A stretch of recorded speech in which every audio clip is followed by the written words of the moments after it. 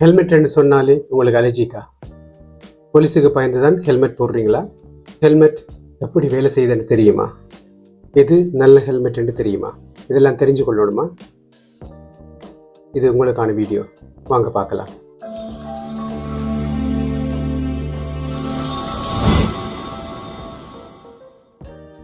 உடம்பிலேயே மிகவும் முக்கியமான பகுதி மூளை. நீங்கன்னு சொன்னாலே அல்லது நாங்கன்னு சொன்னாலே அது மூளையை தான் குறிக்கும். இந்த மூளையை பாதுகாக்கிறதுக்கு தான் எங்களோட உடம்புல மற்ற அவயவங்கள் எல்லாம் இயங்கிக் கொண்டிருக்குது. மூளைக்கு ரத்தத்தை கொடுக்கறதுக்கு இதயமும், உணவு கொடுக்கறதுக்கும் உணவு கால்வாயும், ஆக்சிஜனை கொடுக்கறதுக்கு சுவாச பையும், பாதுகாத்து கொள்றதுக்கு கை காலும் இயங்கி கொண்டிருக்குது. இந்த மூளை அடிபட்டா அது திருப்பி வளராது. ஒரு ஆக்சிடென்ட் நடக்க தலை அடிபடுறதுக்கு சாத்தியங்கள் நிறைய இருக்கு. தலை அடிபடுறதுல இருந்து நாங்கள் பாதுகாக்கிறதுக்கு உதவி செய்கிற ஒரு உபகரணம் தான் இந்த ஹெல்மெட். இதுவரைக்கும் கிடைச்ச தரவுகளின்படி கிட்டத்தட்ட 42% ஆட்கள் உயிரிழப்பிலிருந்து பாதுகாக்கப்பட்டிருக்கிறாங்க.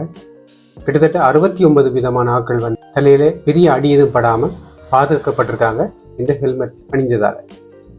மிகவும் வேகமாக பயணித்து கொண்டிருக்கிற ஒரு வாகனத்தில் திடீரென்று பிரேக் போட்டால் எப்படி நீங்கள் உங்களோட தலையை கொண்டு போய் முன்னுக்கு இருக்கிற சீட்டில் அடிக்கிறீங்களோ, அதே மாதிரி தான் உங்களோட வேகமாக பயணித்து கொண்டிருக்கின்ற அந்த மெல்லிய மூளையும் நீங்கள் திடீரென்று ஒரு ஆக்சிடென்ட்டை சந்திக்கும் போது மண்டை ஓட்டில் போய் அடிபட்டு ஒரு டேமேஜை உருவாக்குது. இதால் மூளைக்குள்ளே இரத்த கசிவு ஏற்படுது. மூளைக்குள்ளே ஒரு ப்ரெஷர் டெவலப் ஆகி மூளைக்கலங்கள் இறந்து இறப்புக்கு கூட இது வழிவகுக்குது. உங்களோட ஹெல்மெட்டை பார்த்தீங்கன்னா அதில் 4 லேயர் இருக்குது. ஆக வழியில் இருக்கிறது ரிஜிட் லேயர், டஃப்பான ஒரு மெட்டீரியலால் உருவாக்கப்பட்டிருக்கும். ஃபைபர் கிளாஸ், கார்பன் ஃபைபர், அதுபோல் ஒரு உறுதியான பொருட்களால் அது உருவாக்கப்பட்டிருக்கும். உறுதியாக இருக்கிறது மட்டுமில்லை, அதன் மேற்பரப்பு வலுவழுப்பாக இருக்கும்.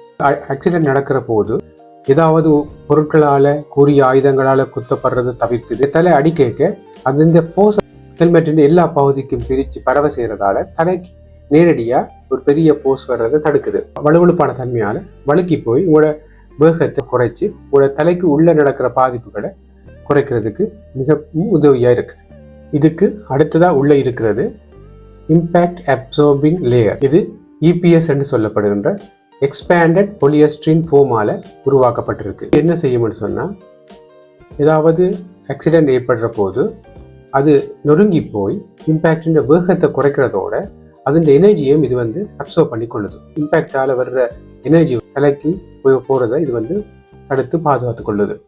இதுக்கு அடுத்ததாக உள்ள MIPS சொல்லப்படுற மல்டி டைரெக்ஷனல் இம்பேக்ட் ப்ரொடெக்ஷன் சிஸ்டம்னு சொல்லி ஒரு லேயர் ஒன்று இருக்குது. ஆக உள்ள இருக்கிற கம்பர்ட் பேடிங் லேயருக்கு அடுத்தது EPS லேயருக்கு இடையில இருக்கிற இது ஹெல்மெட்டுக்குள்ள தலை அசைகிறதுக்கு இடமளிக்கும். இதால் நிறைய பாதிப்புகளை தவிர்க்கக்கூடிய மாதிரி இருக்கும். அடுத்தது ரிட்டென்ஷன் சிஸ்டம், அதாவது நீங்கள் சாதாரணமாக போடுற அந்த பெல்ட்.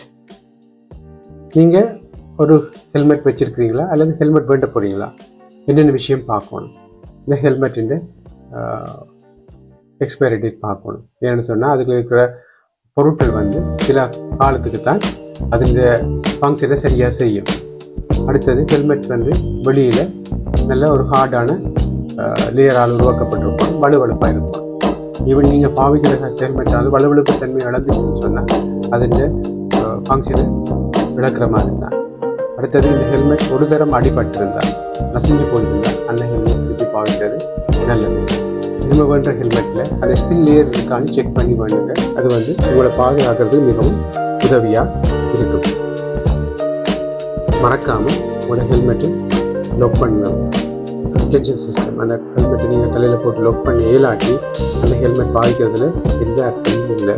அது சும்மா ஒரு பேருக்கு ஒரு அலங்கார பொருளாக தான் உங்களோட தலையில் இருக்கும். அது எந்த பாதுகாப்பையும் உங்களுக்கு வழங்காது. இவ்வளோ நேரம் சொன்ன விடயங்களிலிருந்து ஹெல்மெட் எவ்வளவு முக்கியம், அந்த ஹெல்மெட்டை நீங்கள் எப்படி தேர்ந்தெடுக்கணும், அதை எப்படி பாவிக்கணும் என்று உங்களுக்கு தெளிவாக விளங்கியிருக்கு. நிறைய பேர் தலையடிப்பட்டு உயிரிழந்த சம்பவம் நிறைய நடந்திருக்கு. நிறைய சின்ன பிள்ளைகள் 19 வயசு 20 வயசு இந்த சின்ன வயசில் இருக்கிறார்கள் ஹெல்மெட் போடாமல் போய் உங்களுக்கு கண்ணு முன்னாலே உயிரிழந்த வண்டிக்கு முதல் கூட பார்த்துருக்கிறேன். பெற்றோர்களுக்கும் இந்த மெசேஜ். தயவு செய்து பிள்ளைகளுக்கு சின்ன வயசுலேயே மோட்டர் பைக் கொடுக்காதீங்க. அடுத்தது உங்களோட பிள்ளைகள் வந்து மோட்டர் பைக் எடுக்கிறாங்களா, கட்டாயம் ஹெல்மெட் போட்டு அணிக்க சொல்லுங்கள். நீங்களும் செய்யுங்க. நீங்கள் செய்கிறத பார்த்தா பிள்ளைகள் பழகுவாங்க. நீங்கள் பிள்ளைகளை மோட்டர் பைக்கில் ஏற்றிட்டு போயிங்க, கட்டாயம் ஹெல்மெட் அணிஞ்சு ஏற்றிட்டு போங்க. ஸ்ரீலங்காவில் 2022 ஆண்டு கிடைச்ச தரவுகளின் படி ஹெல்மெட் போடாதால் 806 பேர் இறந்திருக்காங்க. அதுலேயும் 411 பேர் குழந்தைகள். கட்டாயம் எல்லோரும் ஹெல்மெட் அணிஞ்சு பாதுகாப்பாக பயணிங்க. உங்களோட வாழ்க்கை உங்களோட கையில் இருக்கு. நன்றி, வணக்கம்.